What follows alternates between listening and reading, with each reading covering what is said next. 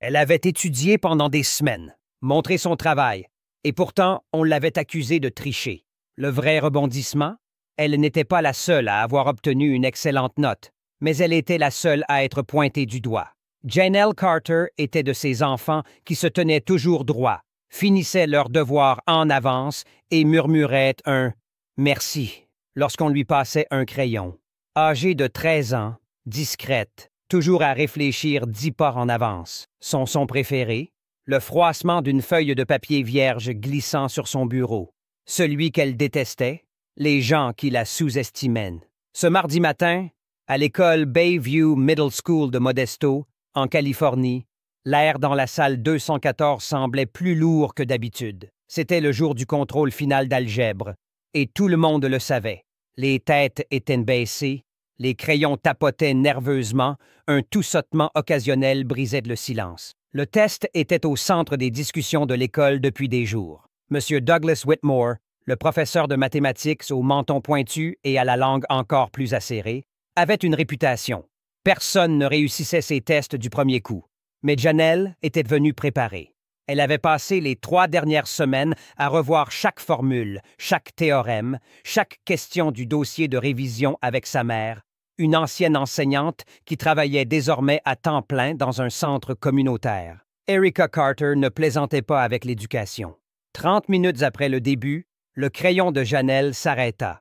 Elle vérifia ses réponses 1 fois, 2 fois, puis fit glisser sa copie vers l'avant avec une confiance discrète. « Déjà fini? » lança M. Whitmore depuis son bureau, d'une voix trop forte pour la salle. Janelle hocha légèrement la tête. Il se leva, s'approcha, et prit la copie comme s'il s'agissait d'un faux billet, examina la première page, tourna les suivantes. Ses yeux ne sillaient pas. « Janelle, reste après le cours, » dit-il d'un ton neutre. Des murmures commencèrent à s'élever derrière elle. Le bruit des crayons s'estompa, remplacé par des regards en coin et des sourires narquois. Janelle resta figée sur sa chaise, fixant le coin de son bureau, se demandant ce qu'elle avait fait de mal. La sonnerie retentit. Tout le monde se leva, s'étirant et rangeant ses affaires. Janelle resta. M. Whitmore ferma la porte. Il rapprocha une chaise face à elle. « Je vais être direct, » dit-il, les bras croisés. « Ces réponses sont trop parfaites, trop précises. Tu n'as pas fait ça toute seule. » Elle cligna des yeux. « Pardon? J'enseigne cette matière depuis 15 ans. Aucun élève n'a jamais eu 100% à ce test précis. Pas sans aide. Mais j'ai étudié. Ne mens pas, Janelle. » Sa bouche s'ouvrit, mais aucun son n'en sortit. Sa poitrine se serra. « Je suis tenu de signaler tout soupçon de tricherie à l'administration, » poursuivit-il. « D'ailleurs, tu auras bientôt des nouvelles de la directrice adjointe. » Janelle resta abasourdie. Ses mains agrippaient les bords de la chaise. « Mais je n'ai pas triché. Je le jure. » M. Whitmore se leva. « Si tu n'as pas triché, tu n'as rien à craindre. » Ces mots blessaient plus que l'accusation elle-même. Elle quitta la salle lentement, le couloir lui semblant long de 10 kilomètres. À l'heure du déjeuner, l'histoire avait fait le tour de la cafétéria. Elle s'est fait prendre en train de tricher. Pas possible, Janelle? Elle avait les réponses avant, ou un truc comme ça. J'ai entendu qu'elle a copié sur les vieux tests de Whitmore. Janelle s'assit seule dans un coin reculé. Sans appétit, sans mots, juste des questions. Pourquoi moi? Mais de l'autre côté de la ville, à un bureau encombré dans un bureau bondé, sa mère allait ouvrir un courriel qui changerait tout. Erica Wilson cliqua sur le message, sans y penser à 2 fois. Objet. Préoccupation concernant le test de Janelle. Elle le lut 1 fois, puis 1 seconde, les sourcils froncés. Chère Madame Wilson, il nous a été porté à l'attention que Janelle pourrait avoir violé la politique d'intégrité académique lors de l'évaluation d'algèbre de cette semaine. Nous examinons actuellement la question et vous contacterons pour une réunion. Pas de détails, pas de preuves, juste une accusation vague, rédigée comme une décision finale. Erica se leva. Elle n'avait plus besoin de café. Son téléphone vibra. C'était Janelle, qui appelait entre 2 cours, ce qu'elle ne faisait jamais. « Maman. » La voix était faible. « J'ai reçu le courriel, » dit Erica calmement. « Raconte-moi ce qui s'est passé. » Janelle tenta d'expliquer, mais ses mots étaient tremblants, hésitants. « Je n'ai pas triché. Je le jure. Il a regardé ma copie et dit que c'était trop bien. C'est tout. » Le ton d'Erica devint plus tranchant, comme une lame posée à plat. « As-tu utilisé ton téléphone, des notes, quoi que ce soit? Non, maman. Tu m'as vu faire ces tests de pratique tous les soirs. Je sais. Erika regarda par la fenêtre, tapotant le cadre avec son doigt. On ne va pas laisser passer ça. Pendant ce temps, à l'école, la journée de Janelle s'effilochait. Elle n'avait jamais senti les regards des autres comme ça auparavant. Pas de la curiosité, mais ce jugement silencieux, comme si les esprits étaient déjà faits. Elle surprit 2 filles près des casiers, en train de murmurer. Elle veut juste avoir l'air intelligente. Elle n'est même pas si bonne en maths. Ouais, et Whitmore ne rigole pas. S'il dit qu'elle a triché, elle a triché. Elle tourna un coin et heurta Malik, un garçon de son cours de sciences qui partageait habituellement des blagues avec elle. « Oh, salut !» dit-il, la voix un peu trop raide. « Ça va? »« Ouais, » répondit-elle. « Pourquoi? » Il la regarda, ne sachant quoi dire. « J'ai juste entendu des trucs. » Elle s'éloigna. Cela suffisait comme réponse. Le seul endroit qui semblait encore normal était son dernier cours de la journée, les arts du langage. Sa professeure, Mademoiselle Brewster, lui sourit et l'accueillit. Pas un frémissement, pas un clignement, juste « Salut, Janelle », comme si rien n'avait changé. Mais même là, les regards de quelques camarades s'attardaient un peu trop longtemps. Ce soir-là, Erika sortit un dossier épais d'une armoire de cuisine. Elle le posa sur la table et commença à trier son contenu. Tests de pratique, notes, résultats de quiz, registres de tutorat qu'elle gardait comme des reçus. Janelle s'assit en face d'elle. « Pourquoi tu gardes tout ça? »« Parce que je sais comment ce monde fonctionne, » dit Erika. « Certains ne te donnent pas le bénéfice du doute. Ils te regardent et leur esprit est déjà fait. Alors, tu gardes tes preuves. Tu construis ton dossier avant qu'ils ne construisent le leur. Mais c'est le prof, ils le croiront. » Erika marqua une pause, puis se pencha. « Peut-être, mais peu m'importe qu'il enseigne depuis 30 ans ou 30 minutes. Il ne va pas salir ton nom parce que tes réponses étaient trop justes. » Elle referma le dossier. « On va à l'école demain, tu me laisses parler. » Mais le lendemain matin, elles n'étaient pas les seules à se rendre à l'école avec quelque chose à dire. Le bureau principal de Bayview sentait légèrement le vieux tapis et le café. Erika entra, Janelle juste derrière elle, le dossier serré comme une mallette dans sa main gauche. Elle ne laissa pas le temps qu'on la salue. « Je veux parler au principal Dalton ou à quiconque est responsable de cette absurdité concernant ma fille et la tricherie. » La secrétaire cligna des yeux 2 fois, puis tapa quelque chose sur son ordinateur. « Un instant, madame. » Erika hocha la tête sèchement. « Pas madame. Mademoiselle Wilson. » Quelques minutes plus tard, elles furent conduites dans une petite salle de réunion. À l'intérieur se trouvait M. Whitmore, les bras croisés, le regard froid, et Mme Valenzuela, la directrice adjointe. Elle sourit poliment, mais Erika perçut la tension derrière. « Mademoiselle Wilson, » commença-t-elle, « merci d'être venue. Nous voulons juste discuter de certaines préoccupations. » « Je ne suis pas là pour des préoccupations vagues, » coupa Erika. « Je veux des détails, parce qu'accuser un élève de tricherie, c'est grave, surtout sans preuve. » M. Whitmore prit enfin la parole. « Mademoiselle Wilson, votre fille a rendu une copie avec toutes les réponses correctes, pas une seule erreur. C'est inhabituel. Elle a étudié, » répondit Erika simplement. « Avec moi tous les soirs. Vous voulez des horodatages? J'ai des captures d'écran.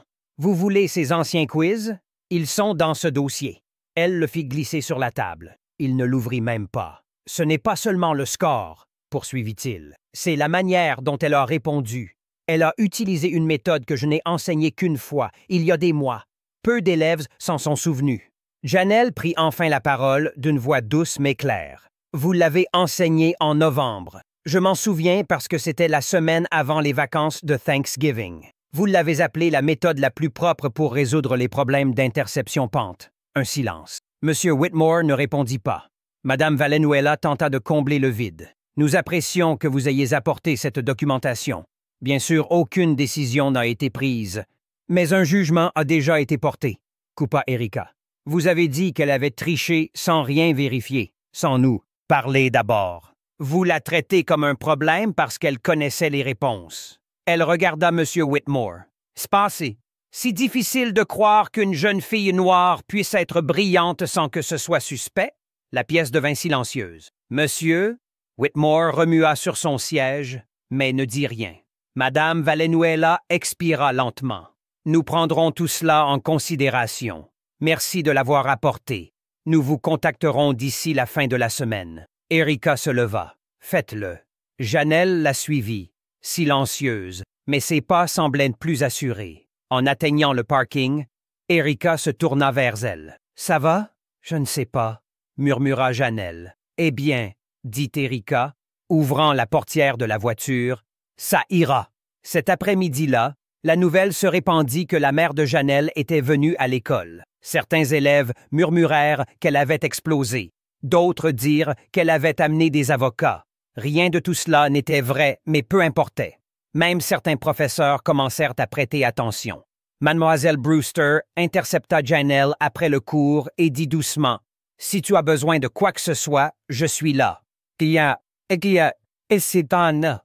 Monsieur Cohen, son professeur de sciences, demanda « Tu tiens le coup? » Pour la première fois de la semaine, quelqu'un la croyait sans avoir besoin d'un dossier rempli de preuves. Mais l'école n'attendait pas simplement la fin de la semaine. Quelqu'un d'autre avait déjà commencé à fouiller dans les chiffres. Le lendemain matin, dans un bureau exigu près de la salle des professeurs, une femme nommée Stephanie Holt tapotait son stylo contre son clavier. Elle était la spécialiste des données de l'école, invisible pour la plupart des élèves, inconnue de la plupart des parents et totalement insensible aux ragots des couloirs. Mais Stephanie avait entendu les murmures et il ne lui plaisait pas. Madame Valenzuela lui avait discrètement demandé de vérifier les résultats du test d'algèbre des 3 sections de 8e année, juste pour chercher des anomalies. Personne ne lui avait dit exactement quoi chercher, mais elle avait une intuition. Elle ouvrit les dossiers des tests. Janelle Wilson, 100%. Puis Isaiah Dorsey, 96%. Leila Reyes, 98%. Hannah Lynn, 100%. Stephanie parcourut 10 autres copies. 7 élèves avaient obtenu 90 ou plus. Rien d'étrange. Ce qui était étrange, c'était qu'un seul nom avait été signalé pour tricherie. Elle ouvrit une seconde fenêtre et compara les réponses de Janelle à celles des autres. Puis elle examina les méthodes utilisées. Bien sûr, Janelle avait utilisé cette méthode moins courante, plus propre, mais 2 autres élèves aussi. Et elle avait montré chaque étape.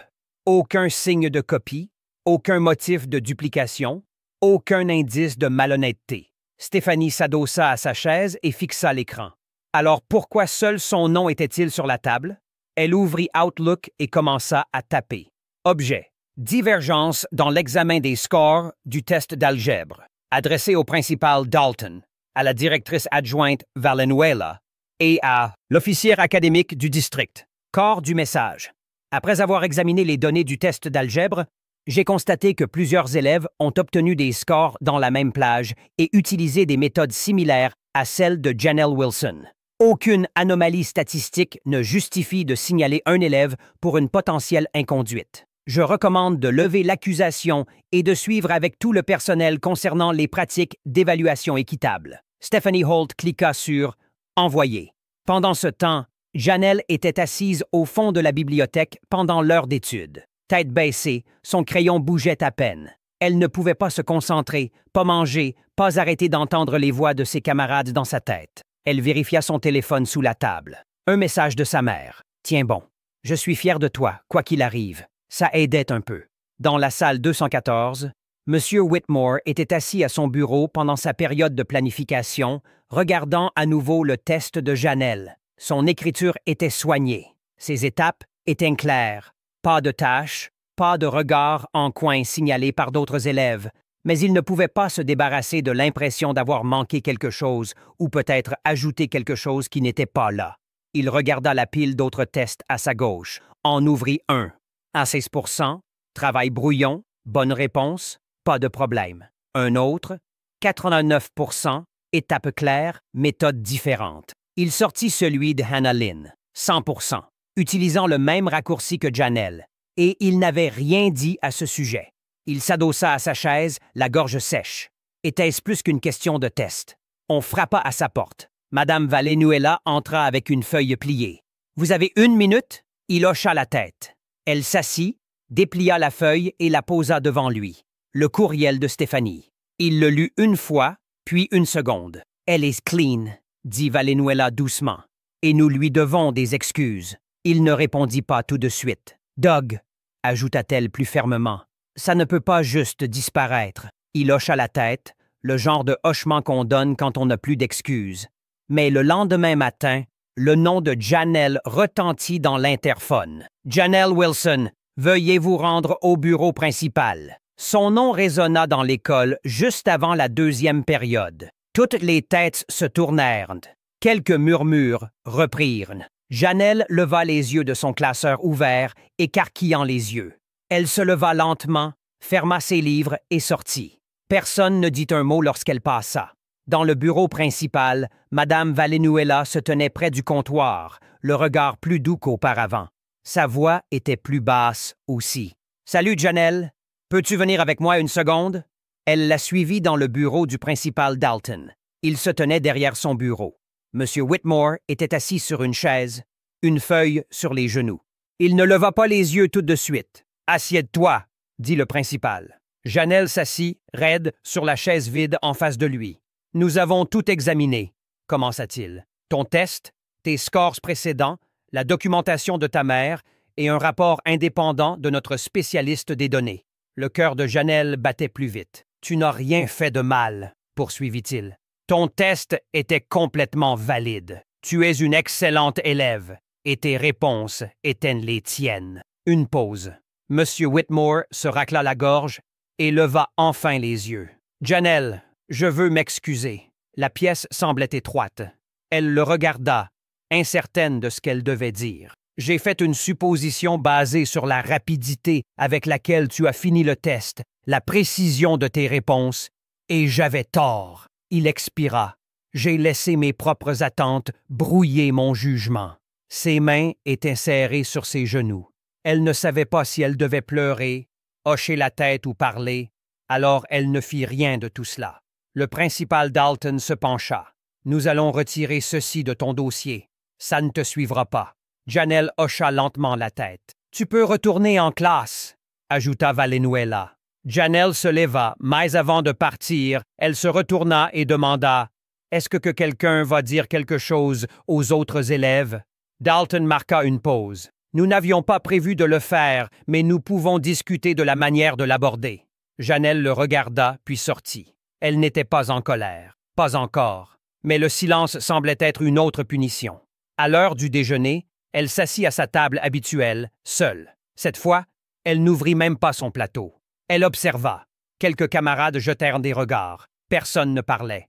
Enfin, Hannah Lynn s'approcha et s'assit. « Salut, » dit-elle. « C'était vraiment injuste ce qu'il a fait. » Janelle la regarda. « Tu as utilisé la même méthode que moi. »« Je sais, » dit Hannah. « J'ai eu 100 aussi. » Janelle cligna des yeux. « Il ne t'a rien dit. » Hannah secoua la tête. « Même pas un bon travail. » Janelle baissa les yeux sur son plateau. « Ce n'est pas juste, » ajouta Hannah. « Non, ça ne l'est pas. » Plus tard dans la journée, pendant la 6e période, Mademoiselle Brewster rendit un devoir et glissa une note en dessous. « Tu as géré cette semaine avec plus de grâce que la plupart des adultes que je connais. Ne laisse jamais personne ternir ta lumière. » Pour la première fois en plusieurs jours, Janelle sourit. Ce soir-là, Erica reçut un appel du principal Dalton. « Je voulais vous informer des mesures que nous prenons, » expliqua-t-il. « Nous allons envoyer une lettre aux parents décrivant un engagement envers l'équité et une formation sur les biais pour le personnel. Nous organiserons aussi un forum pour les élèves. » Erica ne s'extasia pas ni ne remercia. Elle dit simplement « Bien, continuez. » Mais dans les jours qui suivirent, quelque chose d'inattendu se produisit. D'autres élèves commencèrent à se manifester. Cela commença par un courriel, puis 2 autres, et une note manuscrite glissée sous la porte du bureau de Madame Valenzuela, signée seulement d'initiales. Dans les jours suivant la justification de Janelle, le silence qui protégeait autrefois l'autorité de M. Whitmore commença à se fissurer. Silencieusement, puis régulièrement, les élèves qui murmuraient dans les couloirs commencèrent à parler. Isaiah Dorsey demanda à rencontrer Madame Valenzuela pendant le déjeuner. « Je n'y avais pas pensé avant, » admit-il. « Mais oui, j'ai eu 96%. J'ai utilisé la même méthode que Janelle. Il m'a dit « Beau travail, c'est tout. » A-t-il jamais questionné ton score? Isaiah secoua la tête. Pas une seule fois. Puis, Lila Reyes dit quelque chose de similaire. Andrew Burns aussi. Un par un, les élèves partagèrent qu'ils avaient utilisé ce même raccourci que M. Whitmore jugeait trop avancé, qu'ils avaient obtenu de hautes notes. Qu'aucun d'eux, pas un seul, n'avait été accusé de tricher. Seulement Janelle. Madame Valenzuela nota tout. Dates, noms, déclarations. Elle ne le dit pas à voix haute, mais elle n'avait pas besoin de le faire. Un schéma commençait à se dessiner, et il n'était pas flatteur. En classe, Janelle gardait la tête baissée, répondant aux questions quand on lui demandait, mais d'une voix monocorde. Elle n'était pas froide, juste fatiguée, usée par le poids de quelque chose de trop lourd à porter trop longtemps. Mais le jeudi, pendant la 3e période, quelque chose se produisit.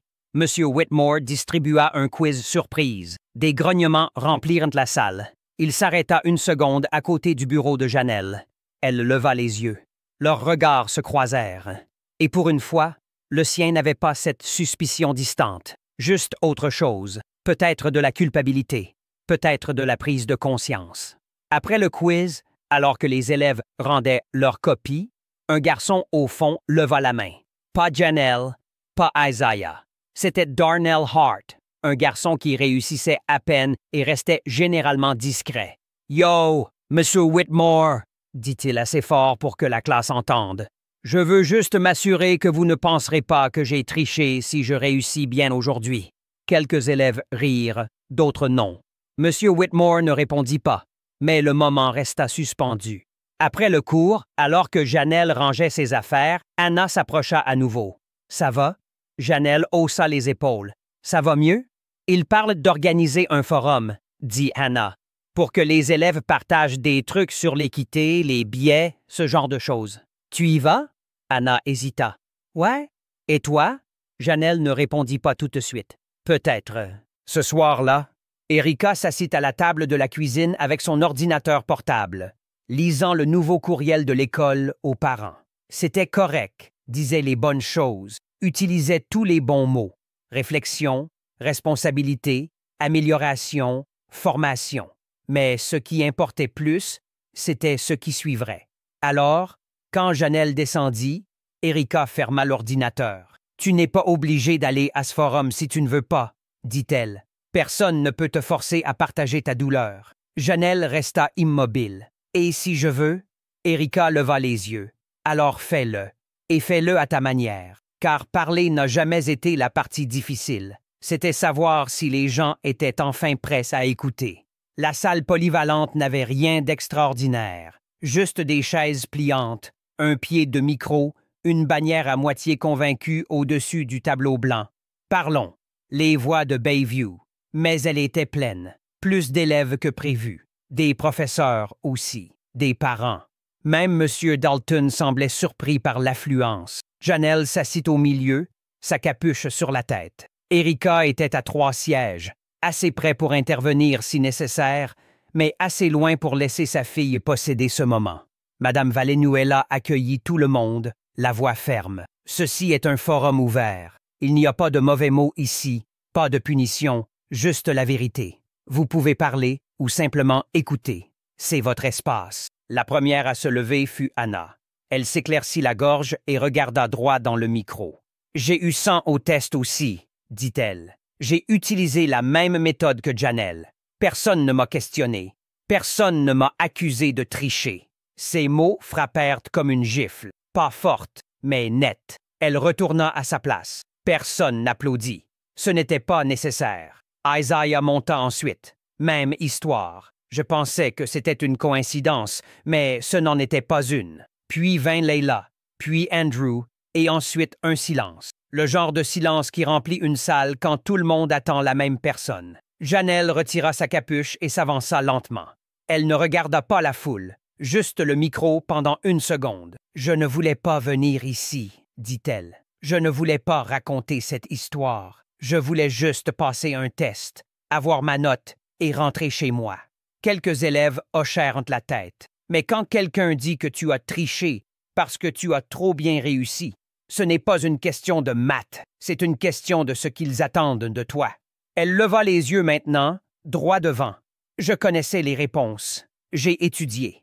J'ai travaillé dur. Mais au lieu de croire ça, j'ai été accusée. Et j'étais assise dans une pièce pendant que les gens parlaient de moi comme si je n'étais pas là. Elle jeta un coup d'œil à M. Whitmore, assis au fond, la mâchoire serrée. « Je ne veux pas de vengeance, dit-elle, mais je veux que les gens admettent quand ils ont tort. Je veux que les professeurs vérifient leurs propres pensées avant d'essayer de corriger les nôtres. » La salle resta silencieuse. Cette fois, ce n'était pas lourd, c'était à l'écoute. Quand Janelle redescendit, Erika se leva, pas pour parler, mais pour poser doucement son bras autour de l'épaule de sa fille lorsqu'elle regagna son siège. Le forum dura encore 30 minutes. Quelques autres élèves parlèrent. Un professeur se leva même et admit « J'ai négligé des élèves avant. Je ne le remarque pas toujours, mais je sais que je l'ai fait. J'ai dormi. Ils sont. » Et enfin, après ce qui sembla une éternité, M. Whitmore se leva. Il s'avança lentement, s'éclaircit la gorge. « Je ne suis pas doué pour ça, » commença-t-il. « J'ai toujours pensé que j'étais juste, neutre, mais la vérité, c'est que je ne le suis pas. » Il regarda Janelle. « J'ai vu un test parfait et j'ai supposé qu'il devait être malhonnête, mais je n'ai pas posé de questions. J'ai pris une décision basée sur un sentiment que je n'ai pas pris le temps d'examiner. » Il prit une inspiration. À Janelle, à sa famille et à chaque élève qui a été douté pour de mauvaises raisons, je suis désolé. Ce n'était pas une grande excuse, mais c'était réel, brut. Ce soir-là, quand elles rentrèrent chez elle, Janelle s'assit à la table de la cuisine et rouvrit son cahier de mathématiques pour la première fois de la semaine. « Tu es sûr de vouloir continuer à étudier les maths après tout ça? » demanda Erika, à moitié en plaisantant. Janelle esquissa un léger sourire. « Ouais, je crois que oui. Parce que la vérité, lorsqu'elle est dite à voix haute, a une manière de créer de l'espace là où il n'y avait que du silence. La semaine suivante fut différente. Pas parfaite, pas réparée, juste différente. Monsieur Whitmore enseignait toujours l'algèbre dans la salle 214, mais il faisait plus de pauses, écoutait plus longtemps, posait des questions avant de se faire une opinion. Il gardait son tranchant, mais quelque chose en lui s'était adouci. Madame Valenzuela organisa une table ronde mensuelle pour les élèves, où chacun pouvait parler sans avoir besoin d'un laissez-passer ou d'un scandale. Quelques professeurs se portèrent volontaires pour y assister, non par culpabilité, mais par responsabilité. Et Janelle, elle marchait dans les couloirs la tête plus haute. Les murmures s'étaient tus. Les regards s'étaient arrêtés. Mais plus important encore, elle avait cessé de porter le poids du doute des autres. Elle avait mérité chaque point de ce test. Et maintenant, enfin, tout le monde le savait. Un samedi après-midi tranquille, Erika s'assit sur le porche avec Janelle, sirotant son café pendant que sa fille travaillait sur de nouveaux problèmes de maths, juste pour le plaisir. « Tu sais, » dit Erika, « il y a une leçon dans tout ça. Une dure. » Janelle leva les yeux. « Ouais. » Erika s'adossa. « Les gens douteront de toi, parfois à cause de ta façon de penser, parfois à cause de ton apparence, mais ta réponse, c'est là que réside ton pouvoir. »« Mam, tiam. » Janelle hocha lentement la tête. « Et tu n'as pas juste répondu, » ajouta Erika. « Tu t'es levé, tu as dit ta vérité et tu as fait en sorte que les gens écoutent. C'est la vraie force. » Janelle baissa les yeux sur son cahier, puis releva la tête. « Tu penses que les choses vont vraiment changer? » Erika ne mentit pas. « Pas du jour au lendemain, mais tu as ouvert la porte. Maintenant, c'est à eux de continuer à avancer. » Cette nuit-là, Janelle ouvrit une page vierge de son cahier et écrivit 3 mots en haut. « Connais ta valeur, parce que personne d'autre n'a le droit de la définir pour toi. Si on t'a déjà douté, ignoré ou réduit au silence, ne porte pas ce poids seul. Parle, documente ta vérité, pose des questions. Et si tu vois quelqu'un d'autre être rabaissé, sois celui qui l'aide à se relever. Partage cette histoire avec quelqu'un qui a besoin de se souvenir que la brillance n'est pas un crime, et ne laisse jamais personne te faire croire le contraire. »